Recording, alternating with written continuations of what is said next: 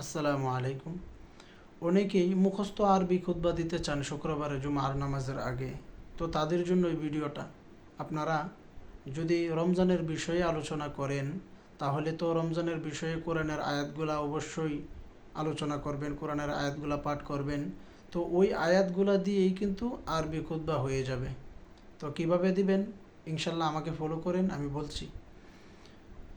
إن الحمد لله نحمده ونستعينه ونستغفره ونعوذ بالله من شرور أنفسنا ومن سيئات أعمالنا من يهده الله فلا مضل له ومن يضلله فلا هادي له ونشهد أن لا إله إلا الله وحده لا شريك له وأشهد أن سيدنا ومولانا محمدا عبده ورسوله أما بعد فإن خير الحديث كتاب الله وخير الهدي هدي محمد صلى الله عليه وسلم بارك الله لنا ولكم في القرآن العظيم ونفعنا وإياكم بالكتاب والذكر الحكيم وقال تعالى يا أيها الذين آمنوا كتب عليكم الصيام كما كتب على الذين من قبلكم لعلكم تتقون وقال تعالى شهر رمضان الذي أنزل فيه القرآن هدى للناس وبينات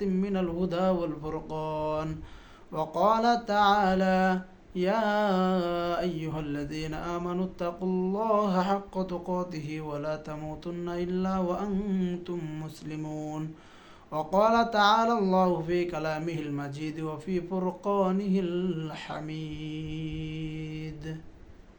same এভাবে যদি দেন, আরও যদি কয়েকটা আয়াত এর সাথে জড়িত করেন তাহলে আরও সুন্দর হবে।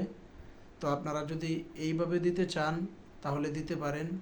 ইনশাআল্লাহ আশা রাখি খুব সহজে মুখস্থ করতে পারবেন এবং এটা আয়ত্তে রাখতে পারবেন, এবং শুক্রবারে যখন এই খুতবাটা তেলাওয়াত করবেন তখন আশা রাখি ভুল হবে না, কারণ এটা অতি সহজ।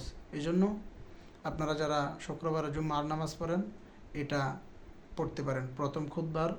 প্রথম খুতবায় এই তেলাওয়াতটা করতে পারেন, এটা বলতে পারেন। আপনারা ইচ্ছা করলে আরও আয়াত সংযুক্ত করতে পারবেন। আসসালামু আলাইকুম রহমতুল্লাহ।